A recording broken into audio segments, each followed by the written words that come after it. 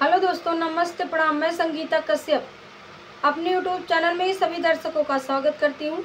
मैं एक धोबी का आरवन आज गीत लेके आई हूँ। दोस्तों, अगर गीत अच्छा लगे तो कमेंट करके जरूर बताना, लाइक करना, शेयर करना, मेरे चैनल को सब्सक्राइब करना और कमेंट करके जरूर बताना दोस्तों ये गीत आप लोगों को कैसा लगा।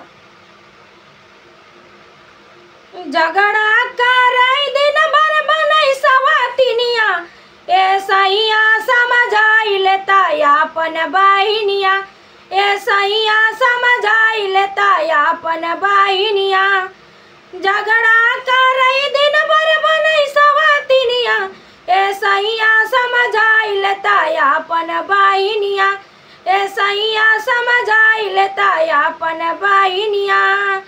नकिया काटावई रखई न पनिया, नकिया काटावई रखई न पनिया, ऐसैया समझाई लेता अपन बहिनिया, ऐसैया समझाई लेता अपन बहिनिया, ऐसैया समझाई लेता अपन बहिनिया। गौआ में घूम पिया खूब बतियावे, गौआ में घूम पिया खूब बतियावे, सासू बहू में वही झगड़ा लगावे, सास बहू में वही झगड़ा लगावे। अपना बतावे हम गौआ के रनियावा, अपना बतावे हम गौआ के रनियावा, ऐसैया समझाई लेता अपन बहिनिया, ऐसैया समझाई लेता अपन बहिनिया, ऐसैया समझाई लेता अपन बहिनिया।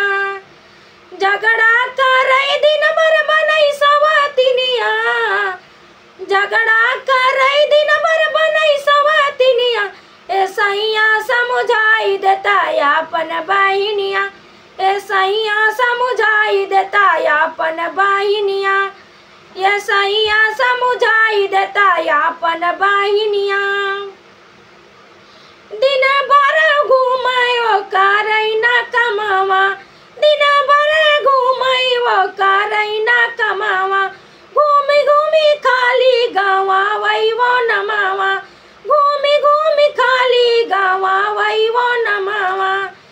गौआ काय काय आइल डाइनिया, गौआ काय काय आइल डाइनिया, ऐसैया समझाई लेता अपन बहिनिया, ऐसैया समझाई लेता अपन बहिनिया, ऐसैया समझाई देता अपन बहिनिया। झगड़ा करई दिन भर बनई सवातिनिया, झगड़ा करई दिन भर बनई सवातिनिया, ऐसैया समझाई देता अपन बहिनिया, ऐसैया समझाई देता अपन बहिनिया, ऐसैया समझाई देता अपन बहिनिया। गौआ के लोगवा रोज देला वो रहनावा, गौआ के लोग रोज देला वो रहनावा, ननदी जल्दी तू दे दा गवनावा, ननदी के जल्दी तू दे दा गवनावा। गावई संगीता सुनई सारी दुनिया, गावई संगीता सुनई सारी दुनिया, ऐसा जन समझाई देता अपन बहिनिया, ऐसा जन समझाई देता अपन बहिनिया।